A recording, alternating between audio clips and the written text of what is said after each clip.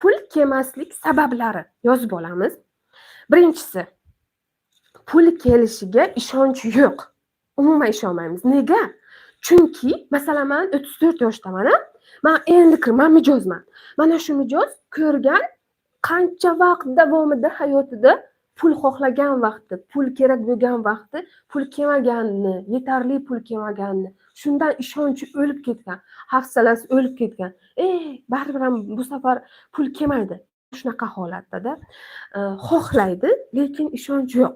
O'zingiz o'ylab ko'ring. Shunday bo'lishi mumkinmi? Ham xohlaysiz, ham rad etasiz. O'sha uchun kelmayotgan bo'ladi. Bu birinchi sabab. Ishonch bo'lmaydi shunaqa insonlarda. Ishlashni keyin tushuntiraman. Ikkinchisi, ishlatish xohishi yo'q. Ya'ni o'zimizni misol qilib aytaman-da, shu anaqa alohida bo'lib chiqqanimizni boshida Marat aka bilan birorta xarajat chiqmas edi-da bizlarga. Shu birorta xarajat chiqsa jahlimiz chiqardi.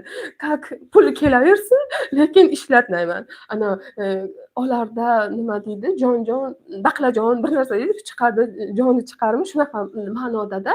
Ya'ni faqat pul kelsa, bizlar xursand, lekin biron joyga pul ishlatish kerak bo'lsa, birorta chiqim chiqib qolsa-da, umuman nima, shtraf ma'nosida emas, просто biror narsa sotib olish kerak, ehtiyoj bor. Shunaqa bizlarning jahlimiz chiqib ketardi. Pul ishlatishni umuman xohlamas edik. Endi o'zingiz o'ylab ko'ring. Ariqni bilasiz-a? Ariq to'g'onlarni bilasiz-a? Katta qilib betonlab qo'yishadi. Bu yoqqa suv toshib o'tib ketmasin, yerga o'tib ketmasin deb. Ana shu joyda beton bor. Ya'ni men yo'q, o'tkazmayman u yoqqa, ishlatmayman dedimi u inson ichida. Shu pulni kelgani bilan mana shu narsaga ishlatish xohishi yo'qmi? U insonga pul kelmaydi. O'zi rad etib o'tiribdi-ku, o'zim to'lagim kelmayapti, o'zim bergim kelmayapti.